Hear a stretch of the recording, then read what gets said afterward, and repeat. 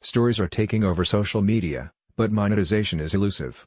The evolution of how people share their lives on social media changed with relatively little fanfare on October 3, 2013. On that day, Snapchat introduced a new way for people to share their day with friends, in which users could stitch together a compilation of different snapshots from the past 24 hours that would then disappear. While the format received some coverage in the tech press, it was at the time just another feature on an app primarily used as a way for young people to send messages to each other. More than 5 years later, the Stories format has become one of the most copied innovations in technology, showing up platform.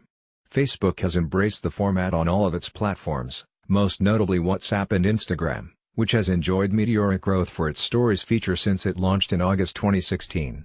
The photo app has said that 400 million people use the Stories feature every day, prompting the company to shift its focus away from its mainstay photo stream. Instagram took its focus a step further on Friday by announcing a new feature that will allow users to who they can privately share their more personal stories with, while still adding to the story they are comfortable sharing with their wider audience of followers. Google-owned YouTube has also embraced the Stories feature. On Thursday, the video site announced it was rolling out a Stories feature too. But there's one big catch: the format has proven difficult for companies to make money from. Facebook CEO Mark Zuckerberg said in an earnings call last month that he expects the Stories medium will be even bigger than its news feed, which catapulted the company to profitability, but that the company is still figuring out how to monetize Stories. "We're earlier in developing our ads products for Stories. So, we don't make as much money from them yet as we do from feed ads," Zuckerberg said. "We're following our normal playbook here of building out the best consumer products first and focusing on succeeding there before ramping up ads." The social media shift from posting on streams to posting on Stories has been a rare bright spot for Facebook and Instagram in what has really been a particularly tough 2018. With following the spread of fake news and privacy scandals, Instagram Stories will be critically important for kickstarting growth, said Gene Munster, managing partner of venture capital firm Loop Ventures. From the time a product starts to scale, which is what Stories is doing right now, it usually takes 1 to 2 years to map the monetization to the use case, Munster said.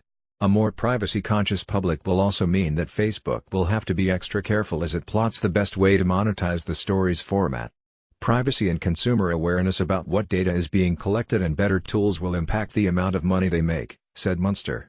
The reason why is it will be a small to medium percentage of users will opt out of sharing some data.